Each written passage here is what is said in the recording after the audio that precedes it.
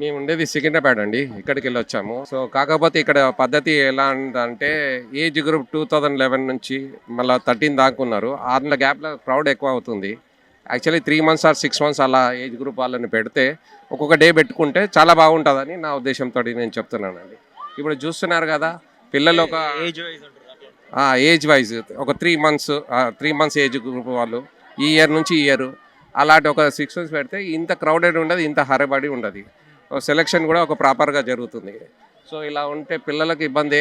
గంటలు గంటల్లో నిన్న వచ్చిన వాళ్ళు ఉన్నారు, మార్నింగ్ వచ్చిన వాళ్ళు ఉన్నారు, అలా ఉన్నది. పిల్లలకి ఇప్పుడు లోపల ఎంట్రీ అంటే 3-4 అవర్స్ లోపల ఎంట్రీకే టైం పడుతుంది.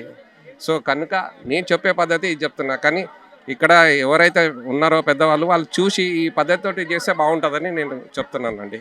మీరు ఎక్కడి నుంచి వచ్చారు? నేను ఉండేది సికింద్రాబాద్, ఇక్కడే సికింద్రాబాద్, ముషీరాబాద్, సికింద్రాబాద్. ఇప్పుడు ఎన్ని గంటలకు రమ్మన్నారు మిమ్మల్ని? మాకు 9 కని అంటే మెసేజ్ పంపించారు, 9 కని చెప్పారు. మేము 9 లోపల ఇక్కడ వచ్చేసినాము. ఈ తర్వాత ఇప్పుడు చూస్తే ఇప్పుడు ఆల్మోస్ట్ 12 అవుతుంది. 3 అవర్స్ నుంచి ఉన్నది, కానీ క్రౌడ్ చాలా ఉన్నది. సో ఈ క్రౌడ్ ఉన్న వల్లనే చాలా మంది పిల్లలకు పేరెంట్స్ ఇంతవరకు ఎంతమందిని పంపించారు? పంపించారండి. మేము వచ్చినప్పటి నుంచి అయితే ఆల్మోస్ట్ ఒక 1000-2000 మంది దాకా వెళ్ళిపోయారు అనుకుంటా సుమారు. అంటే కౌంట్ ఏం లేదు. సో ఆ విధంగా ఉన్నదన్నమాట.